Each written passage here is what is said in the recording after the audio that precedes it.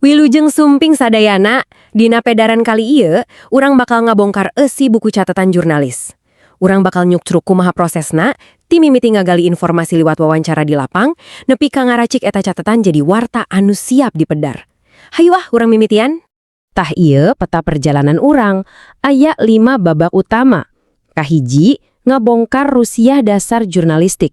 Kadua, urang ngulik seni wawancara. Katilu, pakakas jeung etika nu kudu dicekel ku jurnalis. Kaopat, kumaha carana ngarobah catatan jadi warta. Jeung pamungkas, kacindekan ngeunaan sakabeh proses ieu dina daur jurnalistik. Oke, urang asup ke bagian kahiji, ngabongkar rusia jurnalistik. Di dieu, orang mimitian tina hal anu paling dasar tapi oge paling krusial. Nyaeta, naon sih ari wawancara teh? Jadi, naon atuh wawancara teh? Sabenerna mah saderhana, wawancara teh paguneman. Hiji obrolan atau tanya jawab antara nu nanya, biasana jurnalis, jang narasumber. Tujuanna ngan hiji, pikeun menangkeun atawa ngagali informasi. Ieu teh ibarat jambatan pikeun mindahkeun informasi. Lajeng urang kana bagian kadua, seni wawancara. Nah, sanggeus urang apal naon ari wawancara, ayeuna urang bedah leuwih jero deui. Naon tujuanna, aya jenis naon wae, jeung kumaha struktur anu bener. Wawancara teh lain sakadar ngobrol ngalir ngidulnya, aya tujuan anu jelas. Santeuna aya 4 udagan utama, kahiji pikeun mastikeun hiji fakta teh bener atawa henteu, kadua menangkeun pernyataan resmi, katilu ngumpulkeun pamadegan ti para ahli, jeung kaopat pikeun ngonfirmasi data nu geus aya. Carana ge rupa-rupa, gumantung kana situasi. Aya wawancara individual, 4 panon, nu biasana leuwih jero.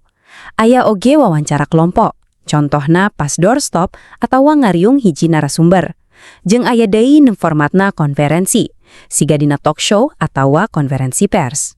Terus, wawancara teh bisa diatur alurna. Aya nu sifatna kauger pisan, hartina daftar pananyana geus disiapkeun di anggalna. Tapi, aya oge anu bebas, ngalir kitu wae. Pananyana muncul spontan saluyu jeung obrolan.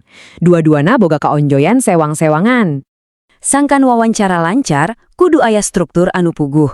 Ieu teh aya 3 babak penting. Bubuka, nyaeta bagian pikeun ngawanohkeun diri jeung topik. Terus, eusi, ieu bagian intina, tanya jawabna. Jeung pamungkas bagian pikeun nutup obrolan kalayan hade jeung sopan. Nah, ieu pakarang andalan jurnalis. Kumaha carana nyieun pananya anu alus. Pake rumus klasik 5W+1H. What, who, when, where, why, jeung how. Naon, saha, iraha, dimana, kunaon, jeung kumaha.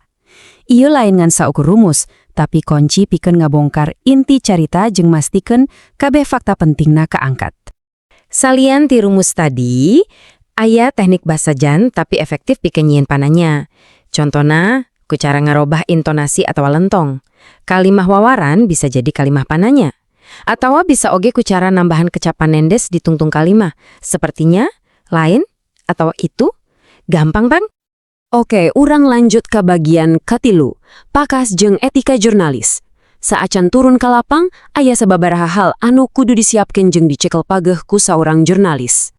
Ingat, persiapan teh satengahna kasuksesan. Jadi, saacan wawancara, kudu pisan tatahar heula.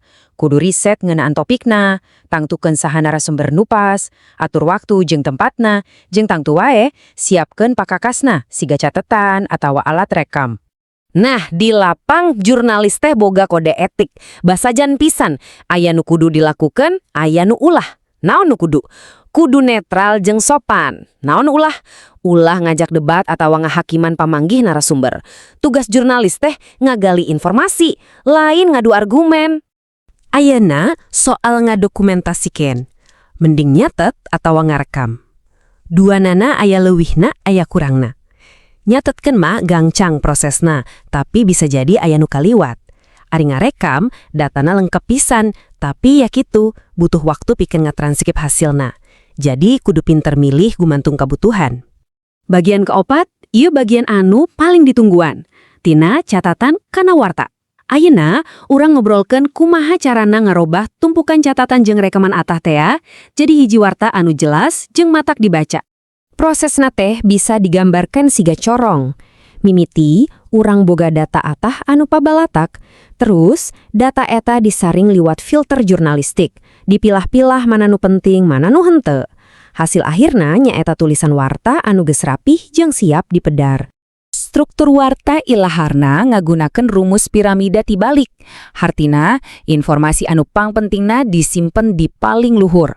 Dimimitian ku judul, tuluy lead atau bubuka anu ngajawab langsung 5W plus 1H, terus isi anu ngajelaskeun leuwih rinci, jeung ditutup ku pamungkas atau informasi tambahan. Tah ieu 4 aturan emas ti meja redaksi. Kahiji, bubuka kudu singget tur langsung kana inti. Kadua, pake bahasa anu basajan sangkan gampang kaharti. Katilu, utamakeun kalimah aktif. Jeung kaopat, nulis teh kudu bisa ngegambarkeun kajadian seolah-olah nu maca teh ngalaman langsung. Pamungkas, bagian kalima. Kacindekan. Hayu urang tingali kumaha sakabeh lengkah anu tadi dipedar teh ngahiji jadi hiji siklus anu tuluy tumuluy, anu disebut daur jurnalistik. Tah, ieu gambaran besarna. Daur jurnalistik teh proses anu teu eureun-eureun.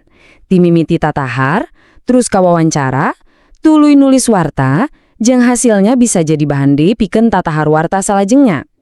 Sakabeh proses ieu puseurna ngan hiji, ngudak kabeneran informasi. Jadina, pananya pamungkas ke urang sarerea.